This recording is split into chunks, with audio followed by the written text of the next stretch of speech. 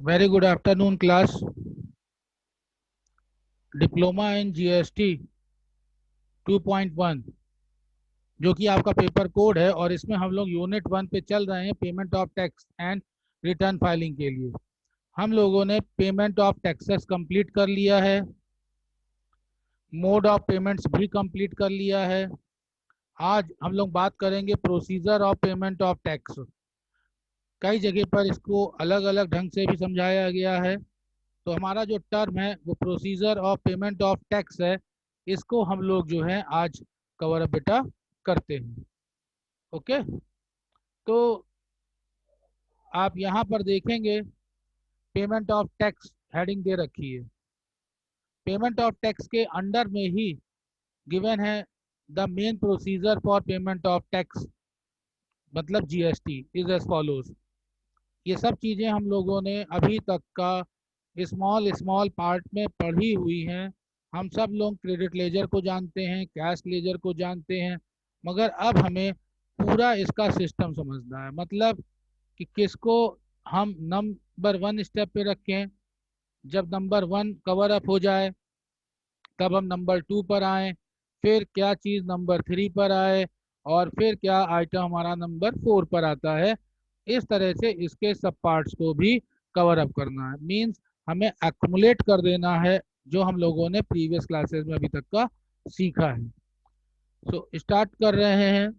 The main, यहाँ पर हूँ मैं, the main procedure for payment of GST is as follows. आप सबको पता है, number 1, GST can be paid to any of the following ledgers.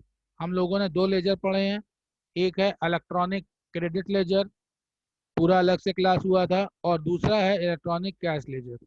तो इलेक्ट्रॉनिक क्रेडिट लेजर के थ्रू हम लोग पे कर सकते हैं, और इलेक्ट्रॉनिक कैश लेजर के थ्रू हम लोगों का पेमेंट होता है। आफ्टर देन जो प्रोसीजर फॉलो करेंगे, then point number 2, the date of credit to the account of the government in the authorized bank shall be deemed to be the date of deposit in the electronic cash ledger। क्या मतलब है sir इसका?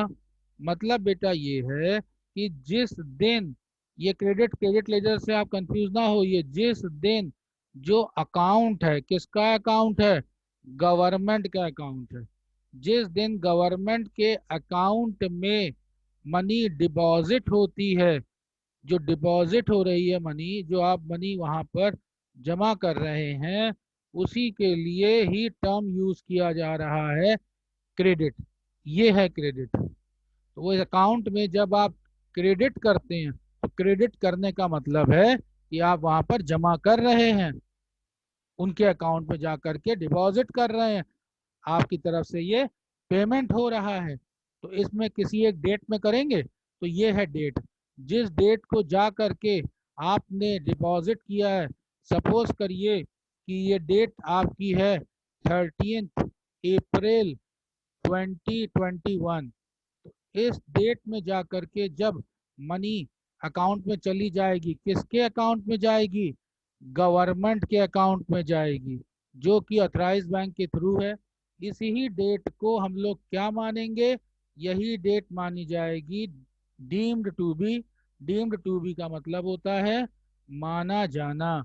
तो यही date आपकी मानी जाएगी date of deposit in electronic cash ledger. तो यहाँ बहुत ही सिंपल सी बात हो गई कि जब हम इलेक्ट्रॉनिक कैश लेजर में बात करें तो किस दिन इसको हम मानेंगे? तो ये है इलेक्ट्रॉनिक कैश लेजर की डेट। जिस दिन आप डिपॉजिट कर देते हो गवर्नमेंट अकाउंट में, तो ये इलेक्ट्रॉनिक कैश लेजर उसी दिन से ही मान लिया जाता है।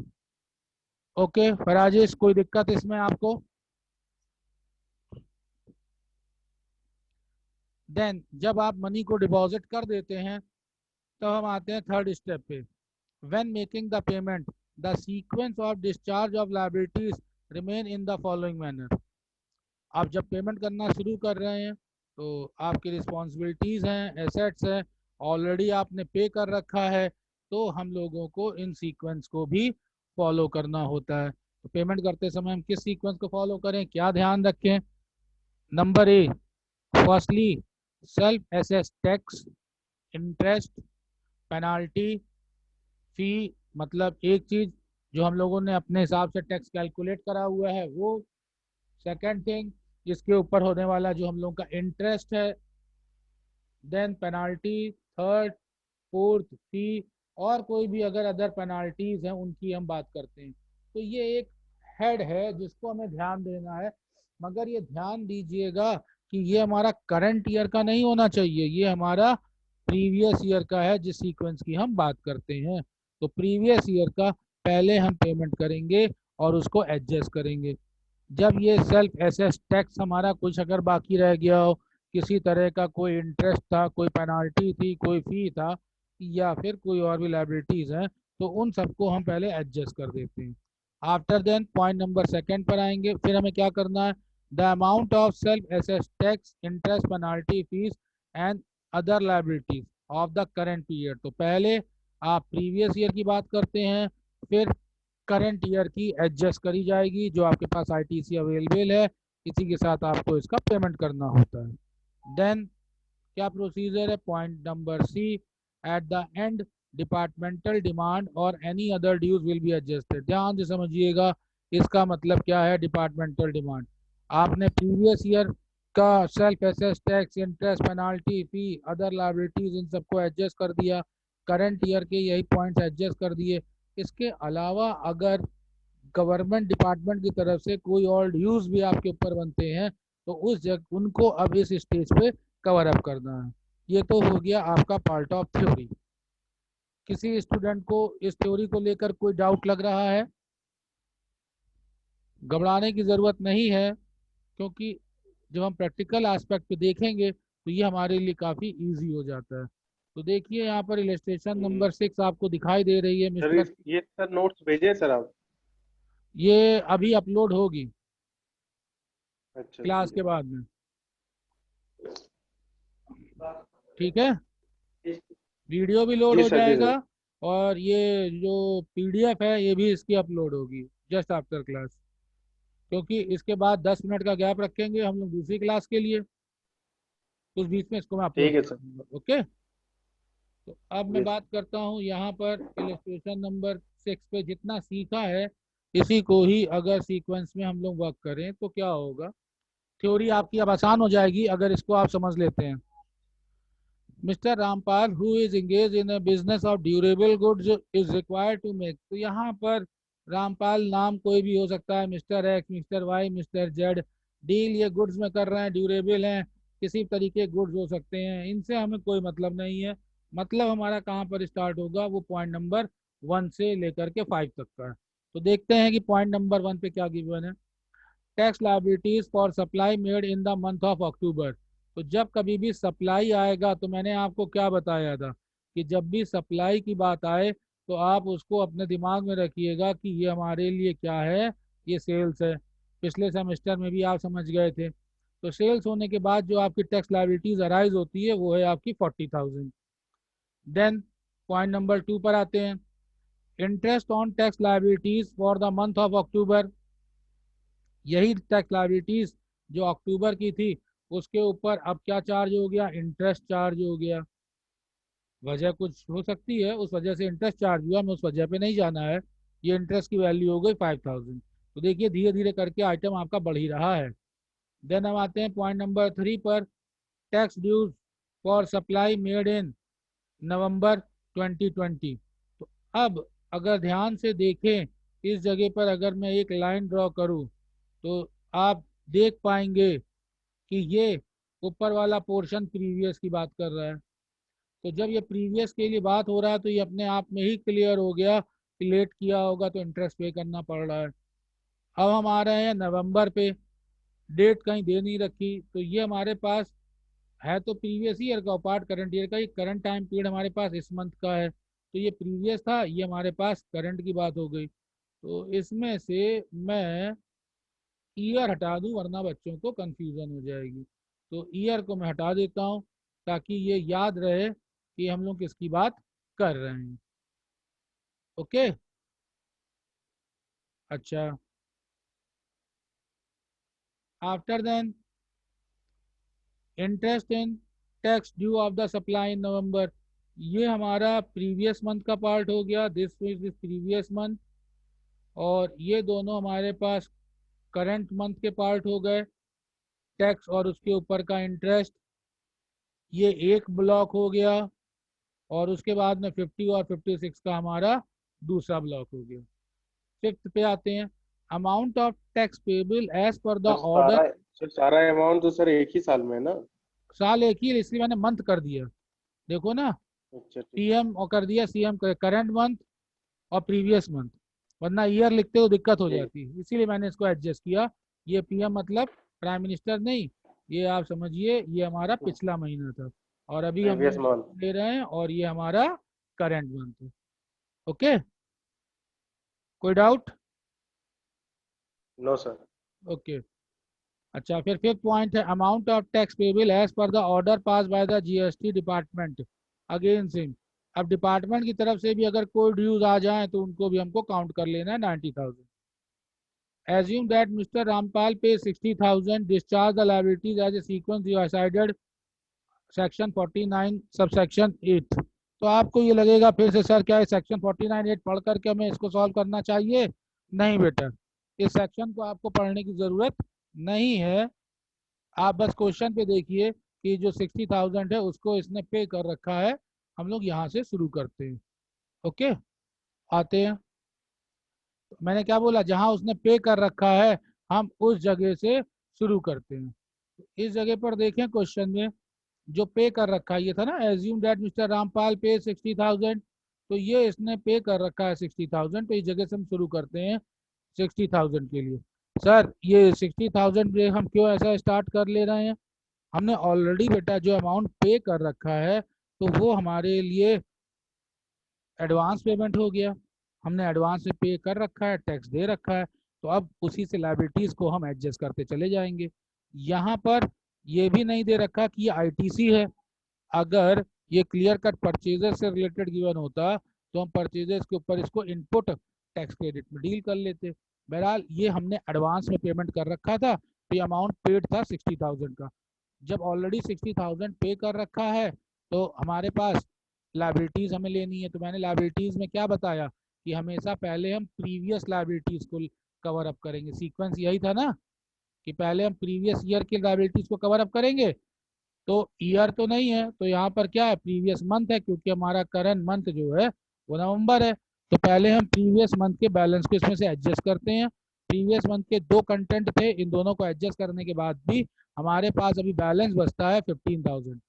ये बैलेंस बच रहा है, ये एक्सेस है 15,000, तो मैं समझता हूँ कि 15,000 तक का कंटेंट आप लोगों को समझ में आ गया होगा। ये बैलेंस हमारे पास 15,000 बच गया। Yes sir. आफ्टर देन क्या करना चाहिए, देखिए, अब जो 15,000 हमारे पास बैलेंस है, उसी ही बैलेंस से जो नवंबर है, नवंबर का मतलब क्या, नवंबर क्योंकि हम यहाँ पे खड़े हैं तो ये नवंबर हमारा क्या हुआ, ये हमारा हो गया बेटा करंट, ये करंट मंथ है।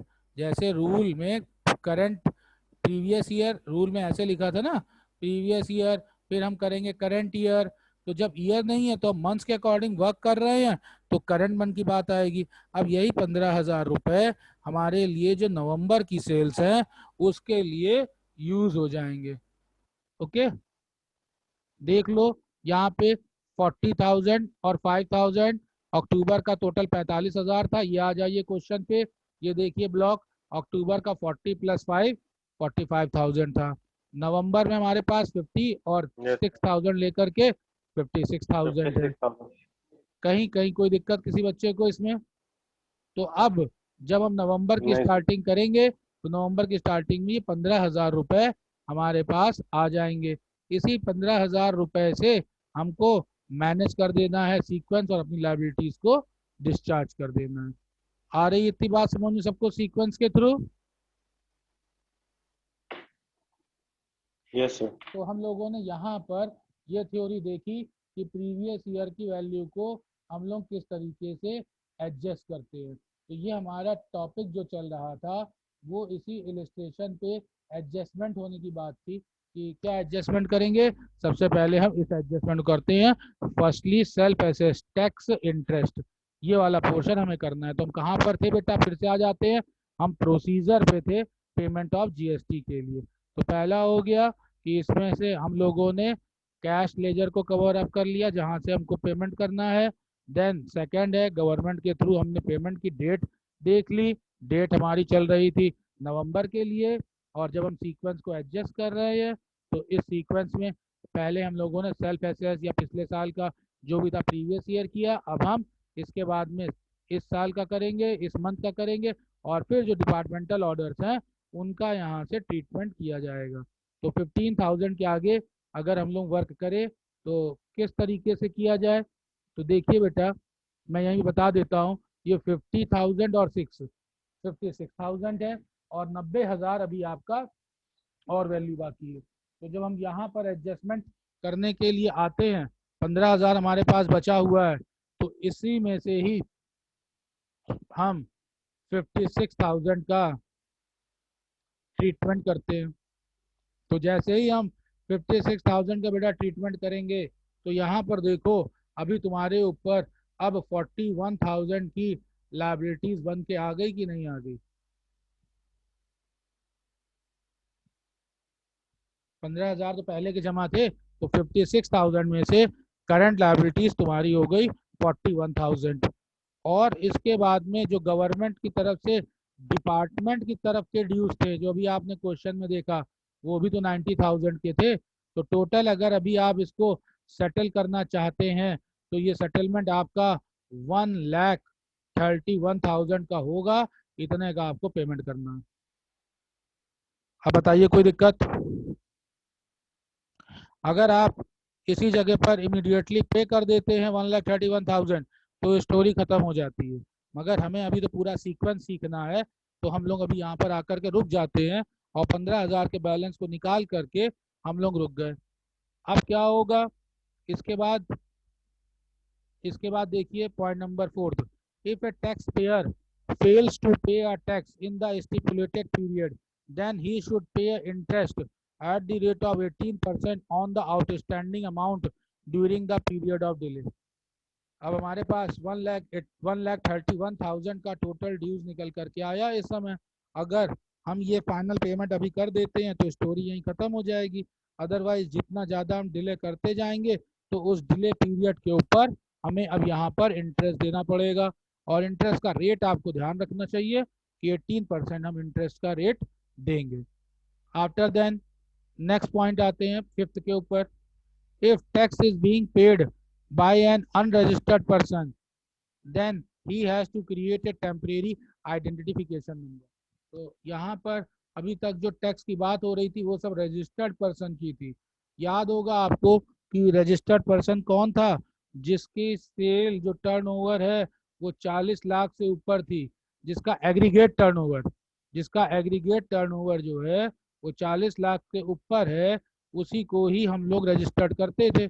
अब अगर किसी ने एग्रीगेट टर्नओवर 40 लाख से कम है और उसने अपने आप को रजिस्टर्ड नहीं करा रखा है तो वो अनरजिस्टर्ड कैटेगरी में आ जाएगा और टैक्स पे कर सकता है। तो अगर उसने अपना टैक्स पे किया है तो उसको अपना एक टिन नंबर लेना पड़ेगा, जिसको टेम्परेरी आइडेंटिफिकेशन नंबर यहाँ कह रहे हैं। तो ये नंबर वो ले करके वर्क करेगा, इस बीच में अपना रजिस्ट्रेशन का प्रोसीजर वो फॉलो कर देता है।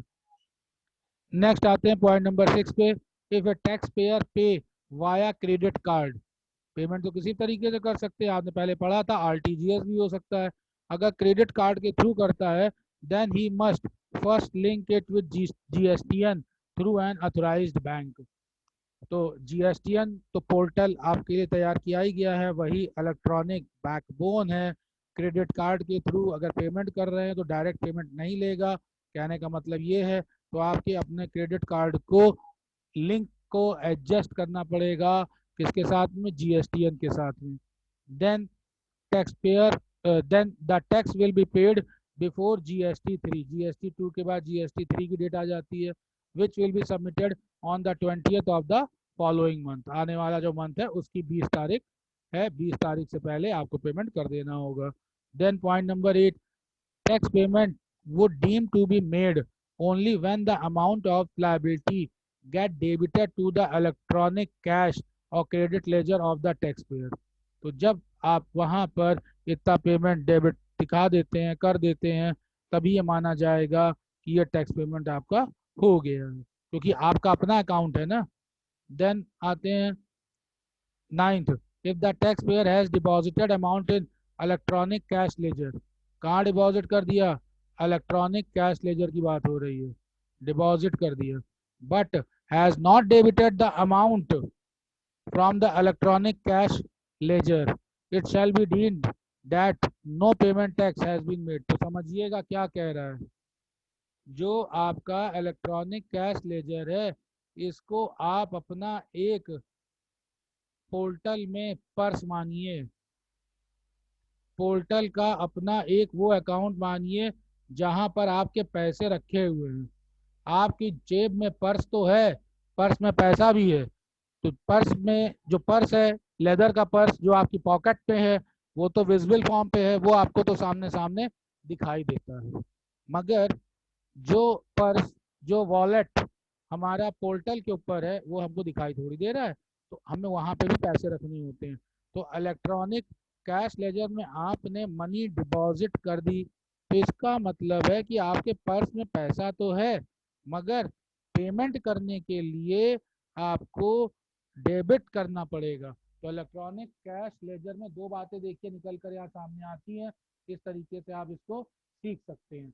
इलेक्ट्रॉनिक कैश लेजर में आइटम जो है वो आपका प्लस, इधर नहीं लेते, इलेक्ट्रॉनिक कैश लेजर में आपका आइटम प्लस हो सकता है, ये प्लस नहीं कर रहे, इसको माइनस करते हैं।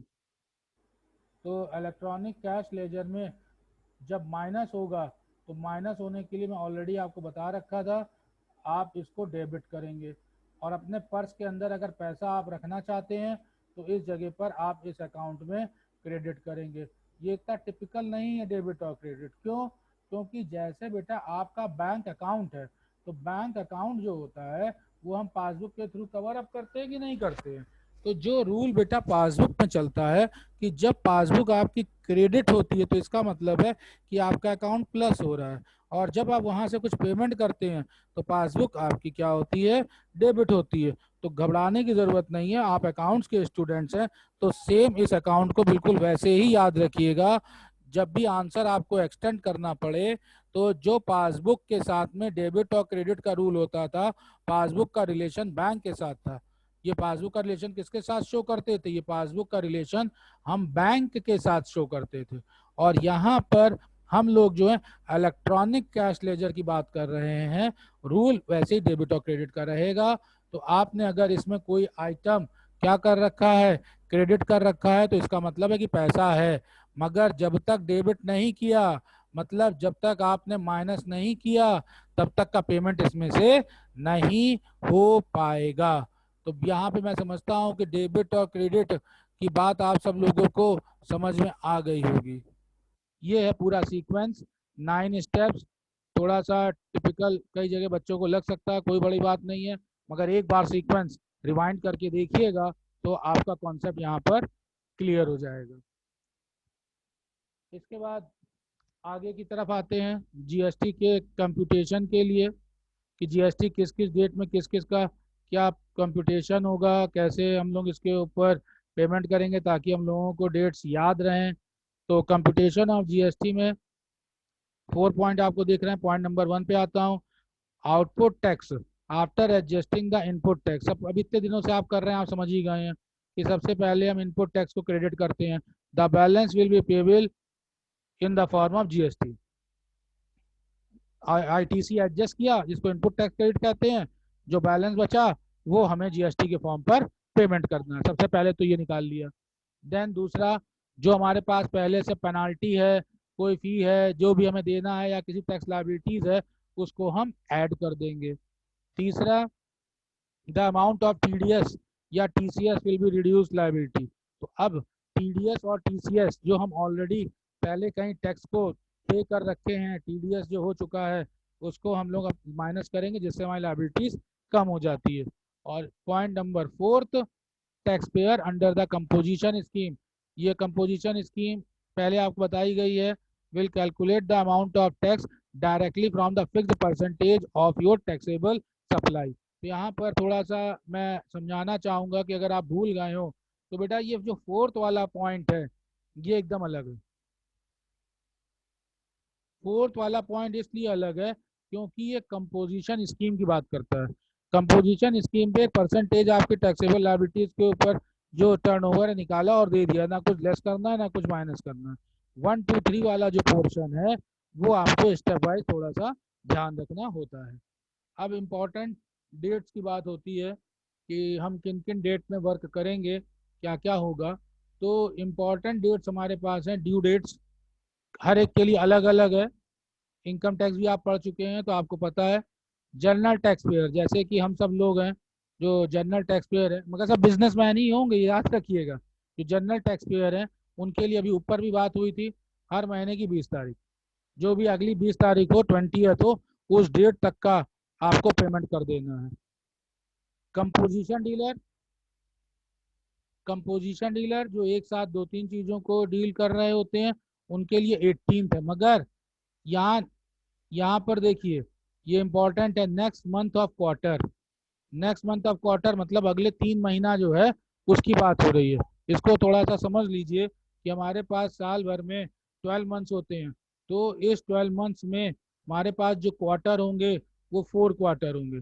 अगर हम इसमें पहले क्वार्टर की बात करें तो पहले क्वार्टर में जनवरी हो गया, फरवरी हो गया, और जनवरी फरवरी मार्च, ये 3 हमारे पास ये पहले क्वार्टर की बात हो गई। ठीक।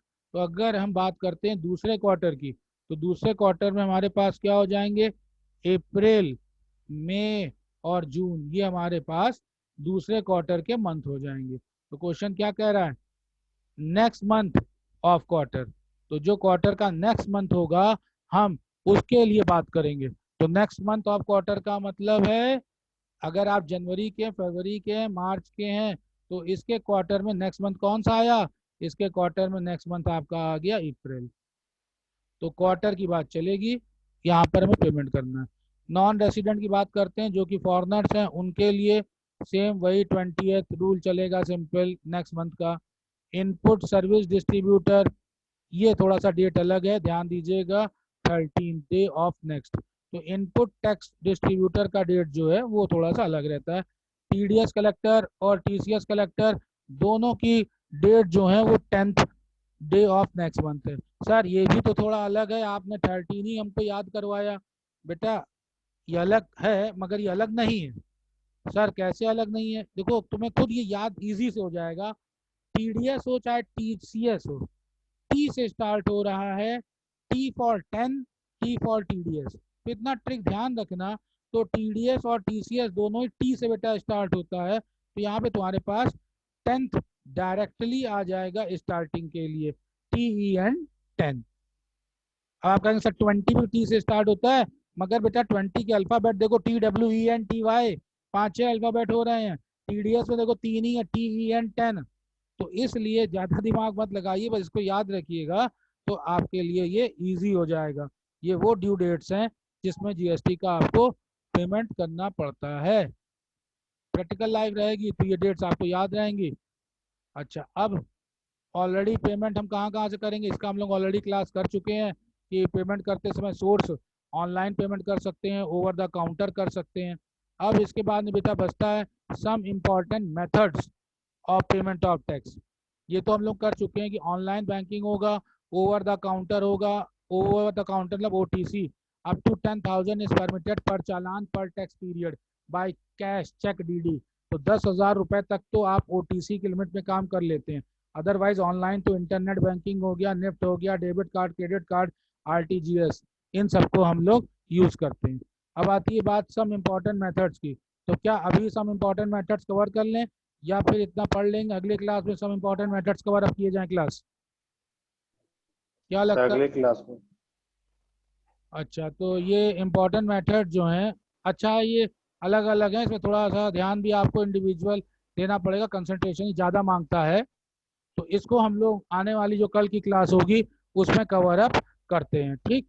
ये हमारी अभी क्लास ख़त्म हो रही है 3 से 4 बजे वाली, और थोड़ी देर में हम लोग फिर मिलते हैं 4 से 5 वाली क्लास के लिए, उसका भी कंटेंट कवर अप करते हैं। आप लोगों का बहुत बहुत शुक्रिया, थैंक यू। कितने कितने बजे क्लास होगी वो? बस 5 minute gap. Okay 10 minute. Okay okay okay.